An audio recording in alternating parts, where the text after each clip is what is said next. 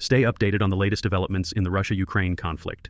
In this video, we'll cover significant diplomatic moves, military engagements, and strategic updates that are shaping the battlefield. Let's dive into the details. Russian State Duma Chairperson Vyacheslav Volodin visited Nicaragua and Cuba to bolster Kremlin influence in the Western Hemisphere. In Managua, he met Nicaraguan President Daniel Ortega, delivering a message from President Putin highlighting dynamic Russo-Nicaraguan relations. In Havana, Volodin met Cuban President Miguel Diaz-Canel, relaying Putin's gratitude for Cuba's support against the U.S. blockade. Both countries condemned Western sanctions and aligned with Kremlin narratives on NATO's role in the Ukraine conflict. Volodin's tour underscores Russia's strategy to strengthen ties with Latin American allies against Western pressures. The Georgian State Security Service summoned several Georgian citizens who volunteered alongside Ukrainian forces, charging them with conspiracy to overthrow the government and terrorism. This move aligns with Kremlin tactics to portray anti-Russian fighters as terrorists. The SUS's actions may be intended to derail Georgia's Euro-Atlantic integration, reflecting ongoing Russian hybrid operations. Despite government pressure, a significant majority of Georgians view Russia as their main enemy and support EU and NATO membership, highlighting the domestic pushback against pro-Russian policies. A Ukrainian drone strike damaged infrastructure at the Millerovo Airbase in Rostov Oblast on the night of July 19th to 20th. Satellite imagery confirmed the destruction of a maintenance hangar, damage to a fuel depot, and a fire in a nearby field.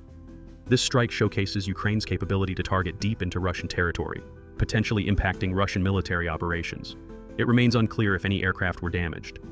Such operations highlight the ongoing intensity and evolving tactics of the Ukraine conflict. Russian forces conducted localized offensive operations north and northeast of Kharkiv city, but made no significant advances.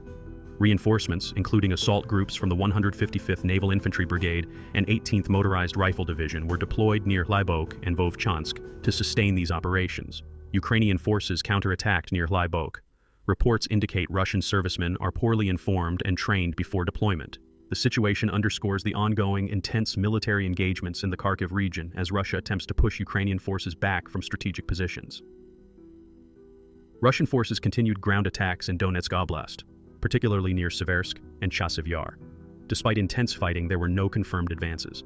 Russian mill bloggers claimed limited progress, but these remain unverified. The Ukrainian General Staff reported continued assaults, reflecting the high intensity of combat in this area. The presence of volunteer and airborne units highlights Russia's commitment to capturing strategic locations in Donetsk. This persistent offensive underscores the ongoing struggle for control in eastern Ukraine. Positional engagements continued in western Zaporizhia Oblast and East Bank Kherson Oblast. Near Robotyne, fighting persisted, with Russian forces attempting to maintain frontline positions. In Kherson, Russian mill bloggers reported clearance operations on islands in the Dnipro River Delta. Ukrainian forces were reported to hold positions near Krylik Lake. These engagements highlight the strategic importance of these regions, with both sides vying for control of critical areas to influence broader operational outcomes in southern Ukraine. Russian federal subjects are offering monetary incentives for military recruitment, reflecting ongoing challenges in force generation.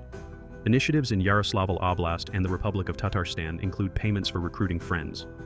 Meanwhile, Russian forces are developing a military motorcycle specialty to improve frontline logistics and transport amid increased Ukrainian drone strikes. This adaptation demonstrates Russia's response to evolving battlefield conditions and its efforts to optimize military operations under current constraints.